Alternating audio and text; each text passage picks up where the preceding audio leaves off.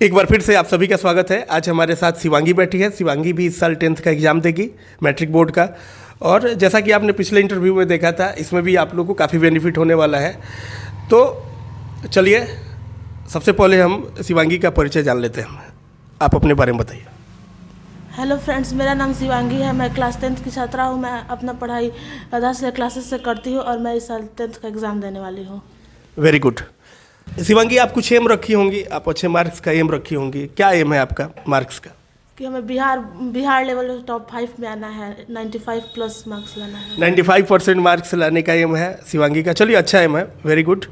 और आपकी पढ़ाई जो है वो मतलब आपका कुछ रूटीन है पढ़ाई का, या जब जो सब्जेक्ट मन करता है पढ़ने का, कैसे पढ़ती हैं आप, उसको कुछ बताइए। नहीं, हम कुछ खास रूटीन फॉलो नहीं करते हैं। ऐसे जब मतलब जिस सब्जेक्ट का लगता है कि भी पढ़ना चाहिए वो पढ़ लेते हैं, या कभी कभी इंटरेस्ट से भी पढ़ते हैं जिस सब्जेक्ट में इंटरेस्ट ज़्यादा हो। मैथमेटिक्स के लिए टाइम क्या रखती है, दिन में या रात में? नहीं, मैथ्स तो हम अधिकतर रात ही को बनाते हैं या सुबह उठ के बनाते हैं। हम सुबह में याद नहीं करते क्योंकि हमको नींद आ जाता है। सुबह में नींद आने लगती है शिवांगी को, इसलिए याद करने वाले सब्जेक्ट को ये सुबह में नहीं रखती। याद करने वाले सब्जेक्ट को आप कब रखती है? दिन में। दिन में याद करने वाला सब्जेक्ट शिवांगी दिन में फॉलो करती है। मैथमेटिक्स को ये रात में बनाती हैं। सुबह में याद करने वाला सब्जेक्ट ये नहीं रखती हैं। कभी कभी मैथ भी आप सुबह में बनाती हैं। याद करने वाले सब्जेक्ट को ये सुबह में नहीं करती क्योंकि सुबह में इन्हें नींद आती है। और चलिए तो शुरू करते हैं। शिवांगी, आपका फेवरेट सब्जेक्ट कौन है? साइंस। शिवांगी का फेवरेट सब्जेक्ट साइंस है। तो चलिए हम साइंस से ही शुरुआत करते हैं शिवांगी का, क्योंकि फेवरेट सब्जेक्ट जो है वो साइंस है। आपसे क्वेश्चन पूछा जाए, रेडी हैं आप? आप बताइए, पृथ्वी पर ऊर्जा का सबसे बड़ा स्रोत यानी मुख्य स्रोत कौन है? सूर्य। Very good. पृथ्वी पर ऊर्जा का मुख्य स्रोत सूर्य है। अगला क्वेश्चन आपसे पूछेंगे हम, प्रकाश के किस वर्ण के लिए तरंगदैर्घ्य सबसे अधिक होता है? लाल। लाल होता है। वो ट्रिक याद है आपको, जो ट्रिक आपको बताया गया होगा कि कैसे तरंगदैर्घ्य को याद रखना है, वो ट्रिक क्या है? बैजान ही पिना नाला, और उसका उल्टा कर देने पे सबसे ज़्यादा तरंगदैर्घ्य होता है। जैसे लाल सबसे लास्ट में आता है, बैजान ही पिनाला पे, तो लाल रंग का तरंगदैर्घ्य सबसे अधिक होता है।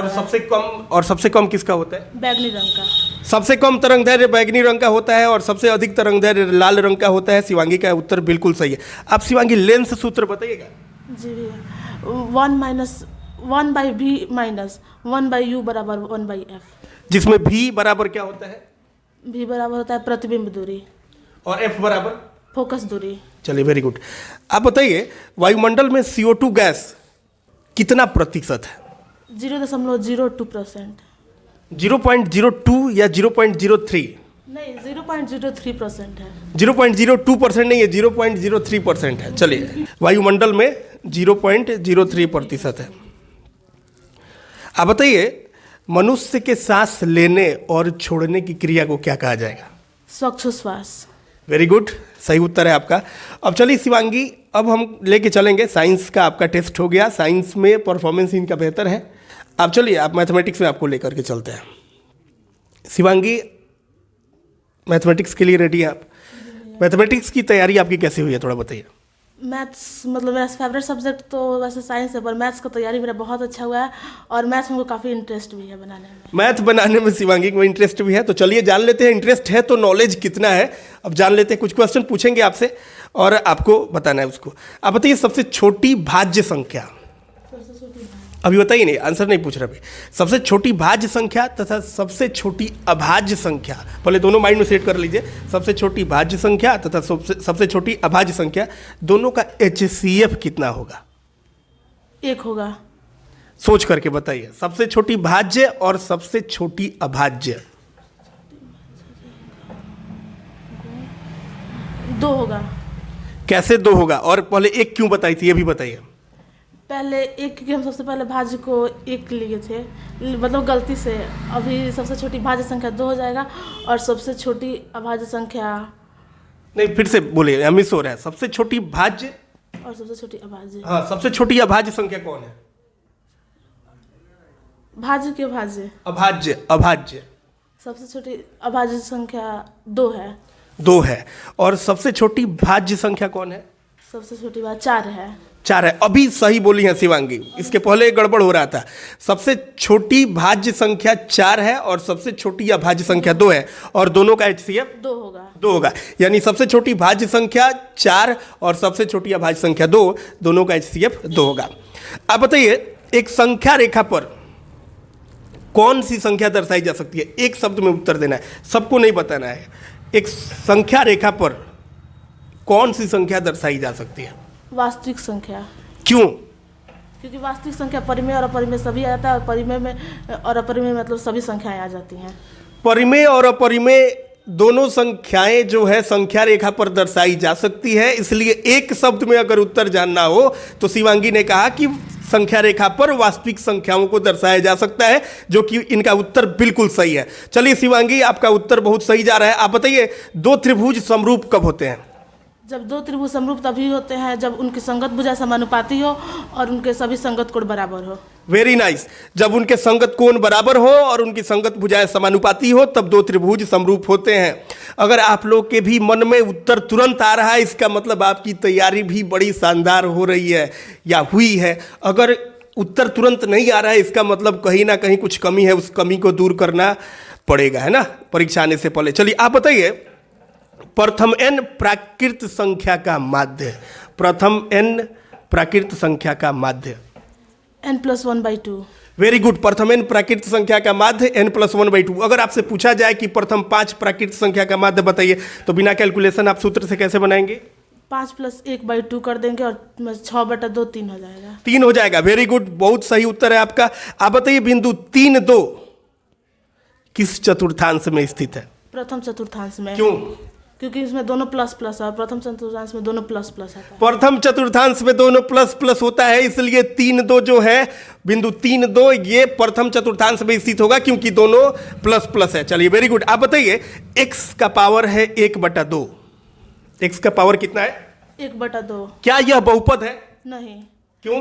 क्योंकि इसमें बहुपद का घात एक पूर्ण संख्या नहीं है। 1/2 एक पूर्ण संख्या नहीं है, बल्कि एक परिमेय संख्या है। x का पावर 1/2 एक पूर्ण संख्या नहीं है। इसको परिमेय अपरिमेय का संज्ञा मत दीजिए।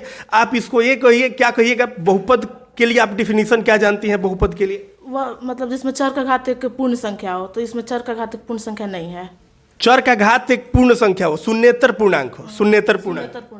हाँ, तो सही उत्तर है कि x का पावर 1/2 है। 1/2 है, इसलिए यह बहुपद नहीं है, क्योंकि ये पूर्ण संख्या नहीं है। 1/2 जो है घात जो है, चर का घात जो है पूर्ण संख्या नहीं है, इसलिए x का पावर 1/2 एक बहुपद नहीं है। Very good. आप बताइए, sec 90 degree minus theta equal to? sec 90 degree minus theta into sec 90 degree minus theta equal to बराबर किसके बराबर होगा? एक मिनट, वो cosec थीटा के।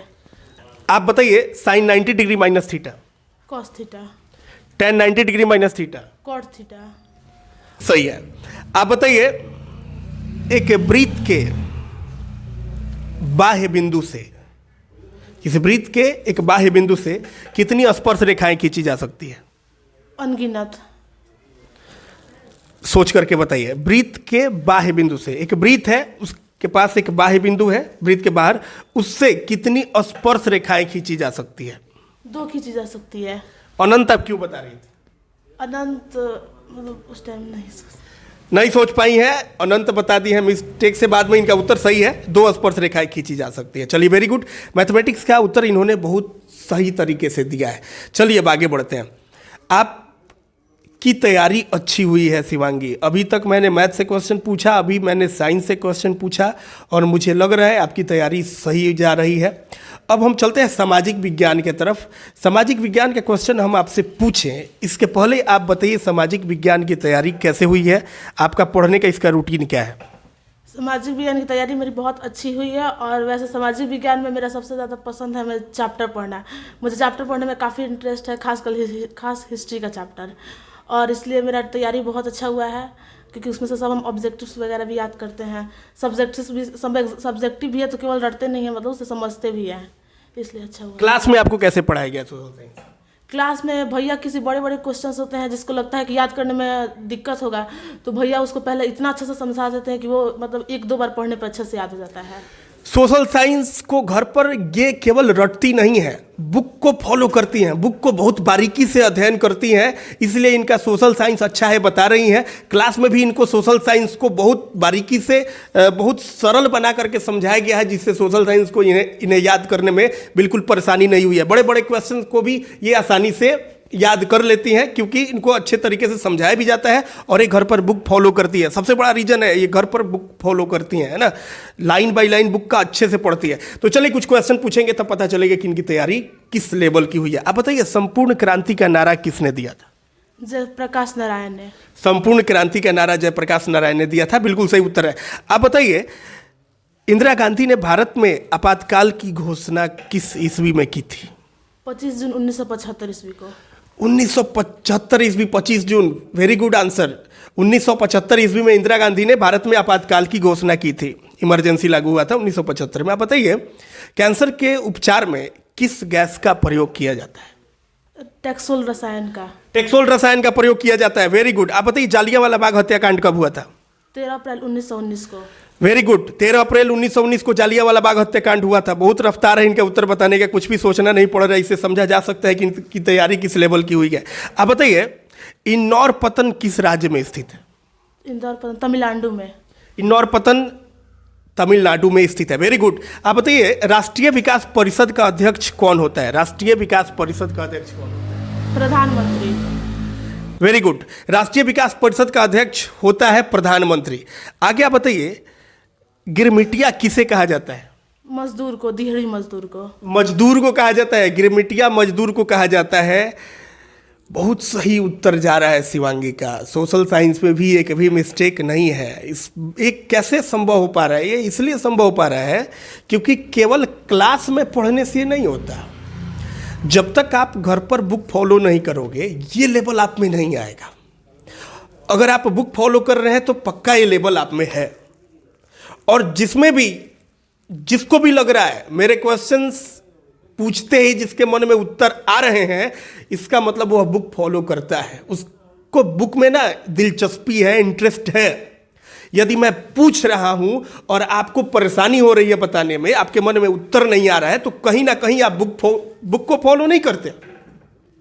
आपको जो पढ़ाया जाता है बस उतना पढ़ते हो, घर पर जाकर के रिवीजन नहीं करते उसका, बुक को अच्छा से नहीं देखते हो, अच्छे से नहीं पढ़ते हो बुक को, इसलिए परेशानी हो रही है। अगर परेशानी हो रही है तो और नहीं हो रही है तो वेरी गुड, आपकी तैयारी बेहतर है। चलिए अब चलेंगे हिंदी के तरफ। हिंदी की तैयारी आपकी कैसे हुई है? हिंदी की तैयारी तो हम लोग की बहुत अच्छे से हुई है। भैया बहुत अलग अलग ट्रिक बताते हैं याद करने का, पोएट का नाम वगैरह, तो इसलिए अच्छा से हुआ है हिंदी का तैयारी। हिंदी को लेकर के काफ़ी कॉन्फिडेंस नज़र आ रही है। हिंदी ही नहीं, साइंस में भी देखा मैंने, सोशल साइंस में भी आप लोगों ने देखा, मैथमेटिक्स में भी आप लोगों ने देखा कि इनकी तैयारी काफ़ी अच्छी हुई है। ठीक है, तो चलिए आगे बढ़ते हैं अब हिंदी के तरफ। हिंदी में इनसे क्वेश्चन पूछा जाएगा।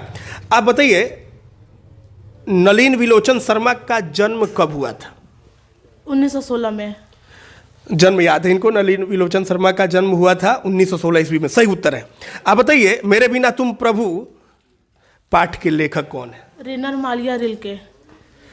सही उत्तर है आपका, रेनर मारिया रिल्के मेरे बिना तुम प्रभु पाठ के लेखक है। आप बताइए, खोखा के दांत किसने तोड़े थे? मदन ने। मदन ने खोखा के दांत तोड़े थे। अच्छा से पढ़ी है जी, इनको सब उत्तर बहुत बढ़िया से याद है और अच्छा लग रहा है आपका उत्तर सुन करके।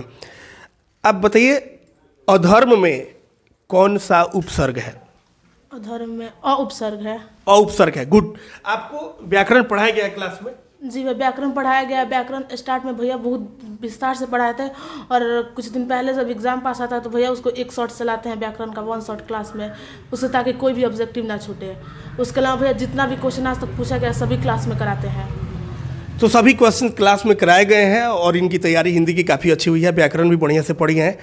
तो चलिए शिवांगी, आप बताइए, दहीवाला मंगम्मा पाठ के लेखक कौन है? श्री वेंकटेश्वर मस्तिकार अयंगर। श्रीनिवास मतलब। हाँ, श्रीनिवास। चलिए, आपका उत्तर बिल्कुल सही था। अब बताइए, संस्कृत की पढ़ाई आपकी हुई है? संस्कृत का पढ़ाई हम लोग का बहुत ही अच्छे से हुआ है। उसके अलावा भैया नोट्स भी दिए थे जो काफ़ी हेल्पफुल रहा। उसमें सब सारे वर्ड्स का हिंदी था। और भैया व्याकरण तो है, भैया बहुत अच्छे से पढ़ाते हैं कृष्णा भैया। व्याकरण इनको बहुत बढ़िया से पढ़ाया गया है और जो नोट्स इनको मिला है काफ़ी उपयोगी साबित हुआ है इनकी तैयारी में। तो चलिए जानते हैं इनसे कुछ क्वेश्चन पूछ करके कि इनकी तैयारी संस्कृत की किस लेवल की हुई है। अब बताइए, शरीर के नष्ट होने के बाद भी किसका नाश नहीं होता? आत्मा का। आत्मा का नाश नहीं होता। आप बताइए, बिना बुलाए कौन आता है? मूर्ख लोग। मूर्ख लोग होते हैं, मूर्ख लोग होते हैं जो बिना बुलाए आ जाते हैं। चलिए आप बताइए, मुनि शब्द का, यह क्वेश्चन आप ध्यान से सुनिएगा, मुनि शब्द का तृतीय विभक्ति एक वचन रूप बताना है आपको। मुनि शब्द का तृतीय विभक्ति एक वचन रूप बताना है आपको। मुनिया। ध्यान से सोच करके बताइए। मुनिना। मुनीना, वेरी गुड, सही उत्तर है आपका। आप बताइए, गुरु गोविंद सिंह का जन्म स्थान बताइए। पटना। गुरु गोविंद सिंह का जन्म स्थान पटना में है, वेरी गुड। मुझे बहुत अच्छा लगा इनसे बात करके और इनसे क्वेश्चन करके। जब आप क्वेश्चन बताते हो और आपका कॉन्फिडेंस लेवल जब दिखता है तो ऐसा लगता है कि पढ़ाना सार्थक हुआ और ऐसा लगता है कि आपका पढ़ना भी सार्थक हुआ। तो ये इनका पढ़ना सार्थक आपका तभी होगा जब आपका बेहतर रिजल्ट हो, वो तो अलग बात है, ये बहुत बड़ा मुद्दा नहीं है। मुद्दा ये है कि आपकी पढ़ाई सही रास्ते पर हुई है तो आप जीवन में भी आगे भी जा करके सही रास्ते पर रहो, क्योंकि केवल मार्क्स लाना ही बड़ी बात नहीं होगी आपके लिए। मार्क्स लाना अच्छी बात है, आपको अच्छा मार्क्स लाना है, लेकिन उससे बेहतर है कि अपने जीवन को और बेहतर बनाना है ताकि वो समाज के काम आ सके, आपके अपने काम आ सके, है ना। तो चलिए, आपको बहुत बहुत शुभकामनाएं आपके बोर्ड एग्जाम के लिए और उम्मीद करते हैं कि इस साल काफ़ी बेहतर पोजीशन आप प्राप्त करेंगी और मेहनत करेंगी और आज से आपको और कॉन्फिडेंस मिलेगा और मुझे लगता है कि आपकी मेहनत इससे भी अधिक बढ़ने वाली है। जी भैया। चलिए, बहुत बहुत धन्यवाद आपका। थैंक यू भैया।